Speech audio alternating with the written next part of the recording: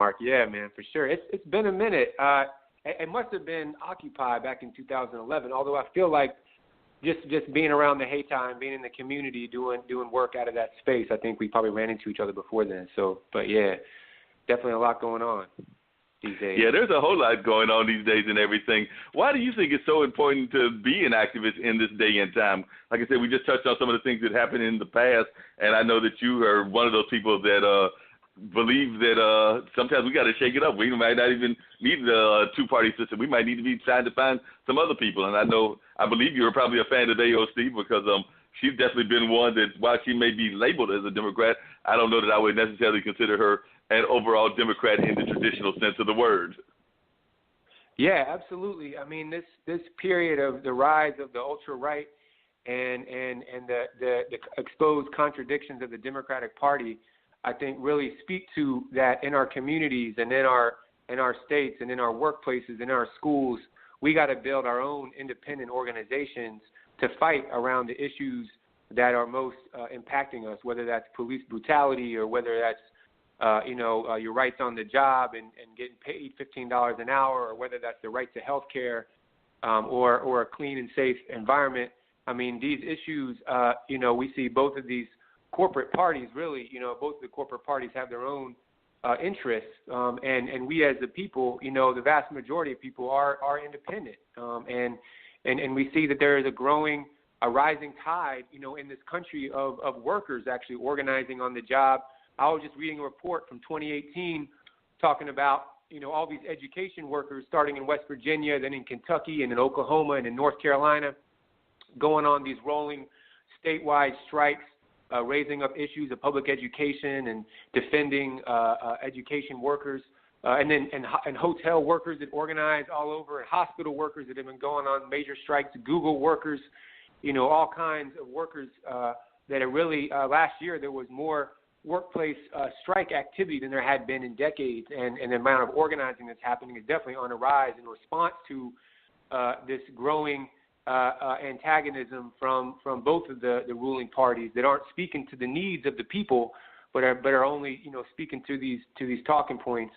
And so we got to do the work on the ground to make things move and hold whoever's in power accountable, because it is the working class and oppressed people that are ones that are going to determine the direction of the economy and of our government and to take it back. So.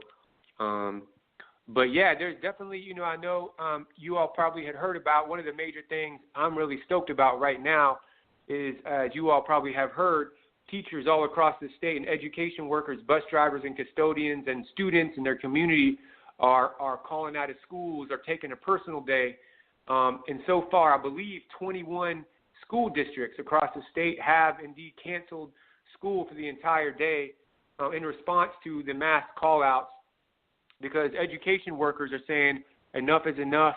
We're sick and tired of being sick and tired. So on May 1st, which is May Day, International Workers' Day, they're coming out, fighting on a number of issues, not just for them, not just for, of course, they're trying to get, the school personnel, the bus drivers and the housekeepers and the largely African-American staff, cafeteria workers to get raised up to $15 an hour. But they're also talking about expanding Medicaid, because there's hundreds of thousands of children and families that have no access, even with Obamacare, to affordable or even any at all health insurance. They're talking about providing enough counselors and social workers and nurses. I don't know, last time Mark or any of y'all, have talked to kids in these schools. It's like don't get sick on a Tuesday because you're only going to have a nurse around on Thursday. Wow. Don't try to come to me with no concern at the house of being abused on a Monday, because the school psychologist is only there, a few minutes, right? The ratios in the state are just outrageous for the support staff. They're talking about there is one school psychologist. Check this out, man. Check out these numbers. For 1,857 students. What is one psychologist going to do for that? The national ratio is about a third of that, 1 out of 700. Right? Wow. They're just saying, just bring us to the national average. Just bring us to the national. Right. We're not talking crazy talk. We're not talking about, just bring us to the national average. These kids in these schools are suffering from mental health, from having, having access to counselors and social workers and nurses. I mean, it's just the numbers are just staggering. Social workers, check out this number. There's one social worker for 1,427 students. They talk about you need one out of 250. That's about 6 times. We're 6 times the ratio of the national average. I mean, it's just these are some basic needs that kids have when they go to school, and they're coming out.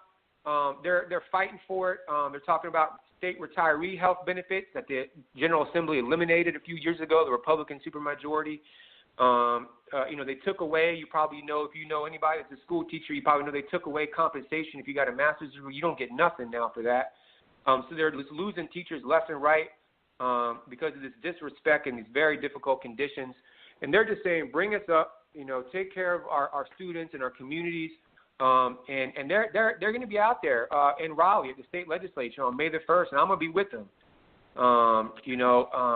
It's pretty incredible. But here in Durham, there's a lot of other issues, as you all probably know, in the working class. That people are struggling with, Mark, we've been talking about a lot of that, Oh, yeah, definitely. Now, for those people that don't know, I know we know about it, and I don't know how much of Dean knows, but could you explain to us a little bit just the history, briefly if you can, of what May Day is for a lot of people? Because I think a lot of people know that holiday, and some even take that day off, but I don't know that everybody understands the significance of that holiday. Like, it took me a minute to understand the significance of it, even to the labor movement. Yeah, May Day is such a vital thing, and the bosses and the rulers definitely don't want you to know about it. They actually created Labor Day in September back in the day to distract and to take away from the real Labor Day, the real Workers' Day, which is May 1st.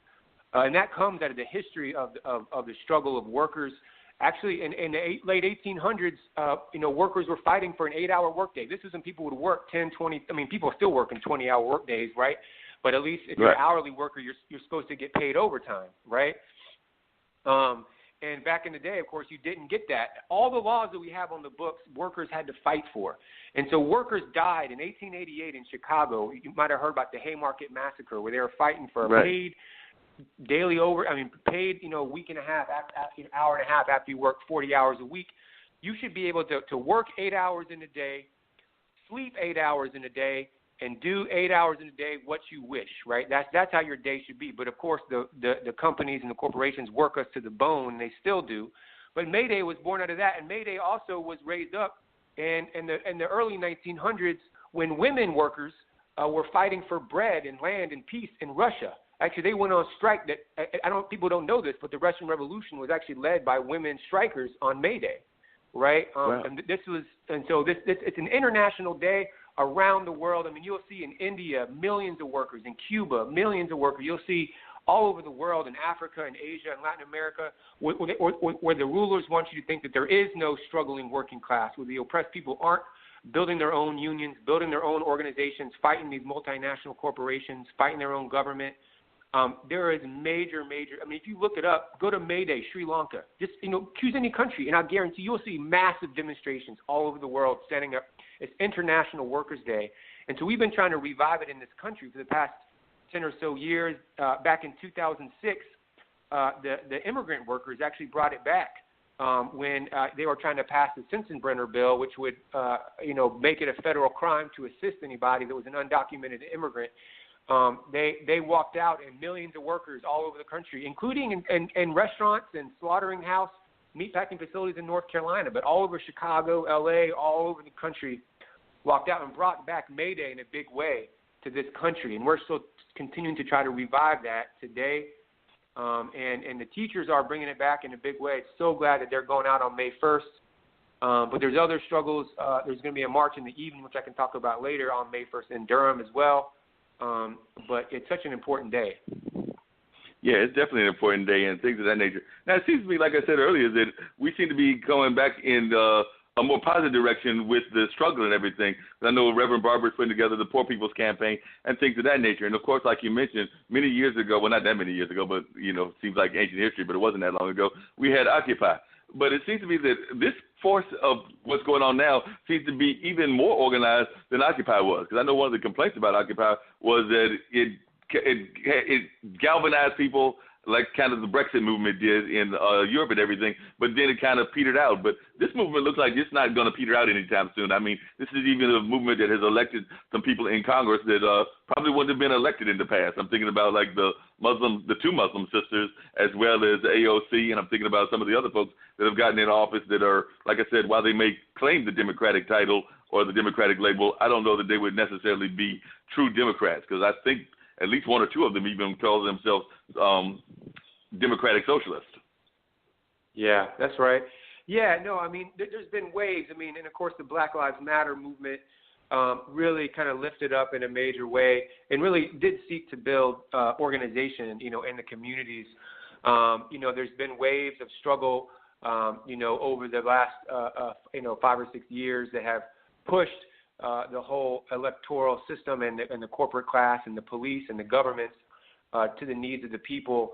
I mean, I think this most recent election of Trump, and then all his attacks, whether it's his attacks on abortion rights, attacks on women, attacks on Muslims from the Muslim ban and his wars abroad, to his attacks on Latin America with trying to, go after military intervention in Venezuela, a sovereign, independent country.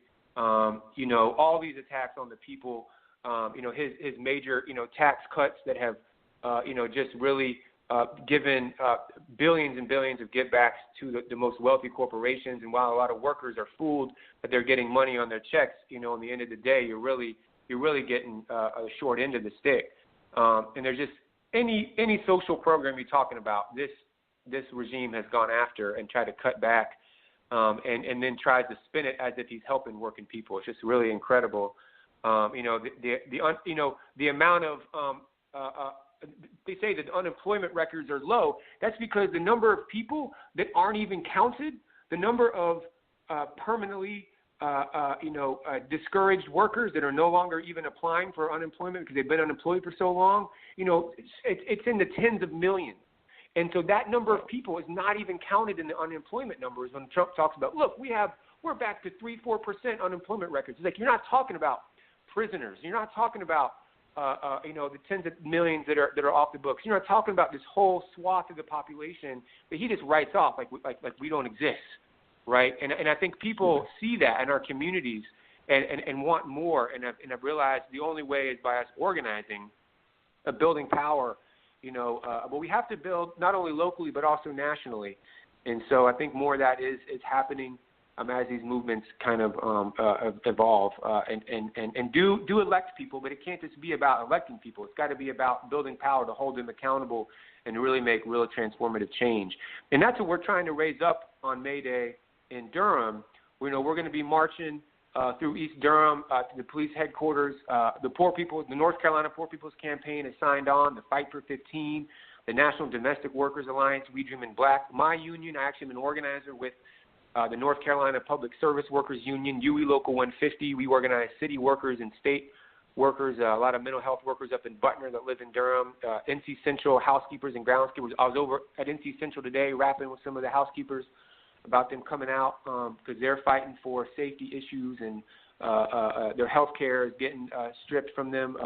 There's some big changes in that that's going to impact people. So people are standing together, a lot of working class and oppressed organizations, immigrant organizations like FIRE, like the Comités are coming together, and we're going to be marching on May Day, raising up. You probably know, the city of Durham is trying to spend $3 million. $3 million, guess on what? On mental health for these kids in these schools, for psychologists, for teachers, for sanitation workers? No. They're trying to spend $3 million on hiring more police. Wow. And if anything, we know we don't need more police in Durham. They want to spend they want to hire 72 more police on the streets. Chief Davis is going after that. In the budget, we think they got plenty on the rolls. They don't need any more. They need to spend money on the needs of the people, to raise the wages, to help give affordable health care. Fund the Lincoln Health Clinic. Fund, people free bus rides. Fund. There's so many things that we need. Affordable housing. I mean, just the amount of the devastation of affordable housing in the city and evictions. So, there's so much they could spend on. So we're going to be marching about these issues. We're marching from Los Primos in East Durham on Main Street.